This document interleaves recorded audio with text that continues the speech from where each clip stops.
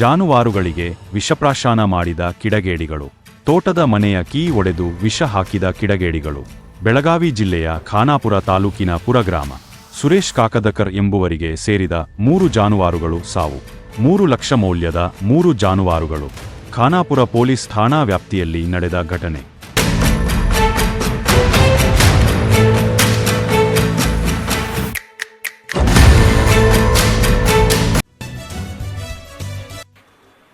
ಅಭಿವ್ಯಕ್ತಿ ಸ್ವಾತಂತ್ರ್ಯದ ಹೆಸರಿನಲ್ಲಿ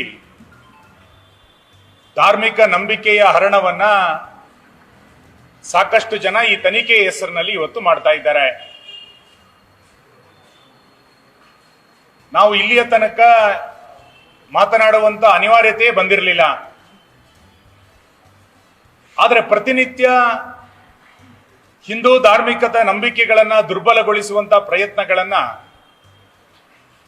ಕೆಲವರು ನಿರಂತರವಾಗಿ ಇವತ್ತು ಧರ್ಮಸ್ಥಳವನ್ನ ಕೇಂದ್ರವಾಗಿಟ್ಟುಕೊಂಡು ಮಾಡ್ತಾ ಬಂದಿದ್ದಾರೆ.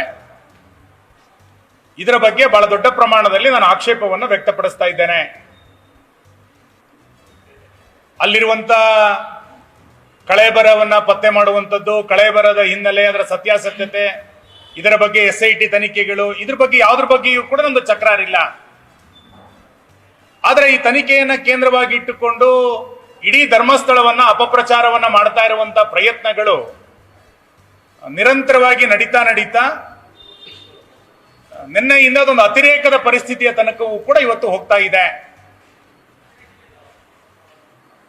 ತನಿಖೆಗಳು ಹೇಗಾಗಬೇಕು ಅಂತೇಳಿ ದೂರುದಾರರೇ ಹೇಳುವುದು, ತನಿಖೆಯನ್ನ ಹೀಗೆ ಮಾಡಿ ಅಂತೇಳಿ ದೂರುದಾರ ಹೇಳೋದು, ಸಂಜೆ ತನಿಖೆ ಮುಗಿತಾ ಇದ್ದಂತೆ ತೀರ್ಪು ಬಂತು ಅನ್ನೋ ರೂಪದಲ್ಲಿ ಸೋಷಿಯಲ್ ಮೀಡಿಯಾಗಳಲ್ಲಿ, ಯೂಟ್ಯೂಬ್ಗಳಲ್ಲಿ ಅದನ್ನು ಪ್ರಸಾರ ಮಾಡುವಂಥದ್ದು. ಇವೆಲ್ಲವನ್ನು ನೋಡ್ತಾ ಹೋದಾಗ ಈ ತನಿಖೆಯಿಂದ ನ್ಯಾಯ ಸಿಗಬೇಕು ಅನ್ನೋದಕ್ಕಿಂತ ಹೆಚ್ಚಾಗಿ ಈ ತನಿಖೆಯ ಮುಖಾಂತರ ಹಿಂದೂ ಶ್ರದ್ಧಾ ಕೇಂದ್ರವನ್ನ ಗುರಿಯಾಗಿಟ್ಟುಕೊಂಡು ಅಪಪ್ರಚಾರವನ್ನ ಮಾಡಬೇಕು ಅನ್ನುವಂಥದ್ದೇ ಇದರ ಹಿಂದೆ ಇರುವಂತ ಒಂದು ದೊಡ್ಡ ಹುನ್ನಾರ ಅಂತ ನಾನು ಅಂದ್ಕೊಳ್ತೇನೆ. ಕಳೇಬರವನ್ನ ಪತ್ತೆ ಹಚ್ಚುವಂತ, ಅಸ್ಥಿಪಂಜರವನ್ನ ಪತ್ತೆ ಹಚ್ಚುವಂತ ಶೋಧ ಕಾರ್ಯವನ್ನ SIT ಇವತ್ತು ಏನು ಮಾಡ್ತಾ ಇದೆ, ಈ ಶೋಧ ಕಾರ್ಯದ ಜೊತೆನಲ್ಲಿ ಯಾರು ಧರ್ಮಸ್ಥಳದ ಬಗ್ಗೆ ಅಪಪ್ರಚಾರಗಳನ್ನ ಮಾಡ್ತಾ ಇದ್ದಾರೆ, ದೇವಸ್ಥಾನಗಳ ಬಗ್ಗೆ ಯಾರು ಅಪಪ್ರಚಾರಗಳನ್ನ ಮಾಡ್ತಾ ಇದ್ದಾರೆ, ಇದರ ಮೂಲ ಯಾರು ಅನ್ನುವಂತ ಶೋಧವೂ ಕೂಡ ಇವತ್ತು ಪೊಲೀಸ್ ಇಲಾಖೆ ಮಾಡಬೇಕಾಗಿದೆ. SIT ಅಷ್ಟು ಮಾತ್ರ ಕರ್ತವ್ಯ ಅಲ್ಲ, ಇದರ ಹಿಂದೆ ಇರುವಂತ ಮೂಲ ಯಾವುದು ಅನ್ನುವಂತ ಶೋಧವೂ ಕೂಡ ಇವತ್ತು SIT ಮಾಡಬೇಕಾಗಿರುವಂತದ್ದು ಇವತ್ತಿನ ಅನಿವಾರ್ಯತೆ ಅಂತ ನಾನು ಅನ್ಕೊಳ್ತೇನೆ. ಕಳೆದ 10 ದಿವಸದಲ್ಲಿ ಸ್ಥಳದಲ್ಲಿ ಕಳೇಬರವನ್ನ ಪತ್ತೆ ಮಾಡುವಂತ ನೆಪದಲ್ಲಿ ನಡೀತಾ ಇರುವಂತ ಮೇಲಾಟಗಳನ್ನು ನೋಡಿದಾಗ ಒಂದು ಕರ್ನಾಟಕದ ಅತ್ಯಂತ ಪ್ರತಿಷ್ಠಿತವಾದಂತ ಒಂದು ಶ್ರದ್ಧಾ ಕೇಂದ್ರ ಧರ್ಮಸ್ಥಳ, ಇದರ ಬಗ್ಗೆ ಇಷ್ಟು ದೊಡ್ಡ ಪ್ರಮಾಣದಲ್ಲಿ ಅಪಪ್ರಚಾರಗಳನ್ನ, ಧಾರ್ಮಿಕ ನಿಂದನೆಯನ್ನ, ಅವಹೇಳನವನ್ನ ಒಂದು ಗುಂಪು ದೊಡ್ಡ ಪ್ರಮಾಣದಲ್ಲಿ ಮಾಡ್ತಾ ಇದ್ರು ಕೂಡ ಪೊಲೀಸರು ಇದ್ರ ಬಗ್ಗೆ ಮಾತಾಡ್ತಾ ಇಲ್ಲ. ಸರ್ಕಾರ ಇದ್ರ ಬಗ್ಗೆ ಯಾವುದೇ ರೀತಿಯಾದಂತ ಒಂದು ಹೆಜ್ಜೆಯನ್ನು ಕೂಡ ಇವತ್ತು ಮುಂದೆ ಇಡ್ಲಿಲ್ಲ.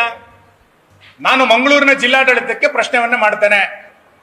ನೀವು 1 ತಿಂಗಳ ಹಿಂದೆ ಹೋದ್ರೆ ಧಾರ್ಮಿಕ ನಿಂದನೆ ಆಯಿತು, ಧಾರ್ಮಿಕ ಅಪಪ್ರಚಾರ ಆಯಿತು, ಇನ್ನೇನೋ ಪ್ರಚೋದನೆ ಆಯಿತು ಅನ್ನುವ ಕಾರಣವನ್ನು ಮುಂದಿಟ್ಟುಕೊಂಡು ಹಿಂದೂ ಸಂಘಟನೆಯ ಕಾರ್ಯಕರ್ತರನ್ನ ಬೈಂದೂರಿನಿಂದ ಹಿಡಿದು ಸುಳ್ಯದ ತನಕ ಸಾಮಾಜಿಕ ಜಾಲತಾಣದಲ್ಲಿ ಇದ್ದಂತ ನಮ್ಮ ಕಾರ್ಯಕರ್ತರ ಮೇಲೆ ಸೋಮೋಟೋ ಕೇಸ್ಗಳನ್ನು ದಾಖಲು ಮಾಡಿದ್ರು. ಯಾರೋ ದೂರು ಕೊಟ್ಟಿದ್ದಲ್ಲ, ಸೋಮೋಟೋ ಕೇಸ್ಗಳನ್ನು ದಾಖಲು ಮಾಡಿದ್ರು. ಅವಾಗ ಪೊಲೀಸರು ಹೇಳಿದ್ದೇನು ಅಂತಂದ್ರೆ, ಈ ಸಾಮಾಜಿಕ ಜಾಲತಾಣಗಳಲ್ಲಿ ಧಾರ್ಮಿಕ ನಿಂದನೆ ಇದೆ, ಇನ್ಯಾರಿಗೋ ಪ್ರಚೋದನೆ ಆಗ್ತಾ ಇದೆ ಅಂತೇಳಿ ಸೋಮೋಟೋ ಕೇಸ್ಗಳನ್ನ 100ಕ್ಕೂ ಹೆಚ್ಚಿನ ಕಾರ್ಯಕರ್ತರ ಮೇಲೆ ಹಾಕಿದ್ರು. ನಾನು ಅದೇ ಅಧಿಕಾರಿಗಳಿಗೆ ಇವತ್ತು ಕೇಳ್ತೇನೆ, ಧರ್ಮಸ್ಥಳದ ಬಗ್ಗೆ ಇಷ್ಟು ಅಪಪ್ರಚಾರಗಳನ್ನ ಮಾಡ್ತಾ ಇದ್ದಾರಲ್ಲ, ಇಷ್ಟು ಮಂಜುನಾಥ ಸ್ವಾಮಿಯ ಬಗ್ಗೆ, ಪೂಜ್ಯ ವೀರೇಂದ್ರ ಹೆಗಡೆಯವರ ಬಗ್ಗೆ ಇಷ್ಟು ಧಾರ್ಮಿಕ ನಿಂದನೆಗಳನ್ನು ಮಾಡಿದ್ರು ಕೂಡ ಯಾಕೆ ಒಂದೇ ಒಂದು ಸೋಮೋಟೋ ಕೇಸನ್ನು ಇಲ್ಲಿಯ ತನಕ ದಾಖಲು ಮಾಡಲಿಲ್ಲ? ಅವತ್ತು ಒಂದು ಕಾನೂನು, ಇವತ್ತೊಂದು ಕಾನೂನು ನಿಮಗಾಗಾದ್ರೆ?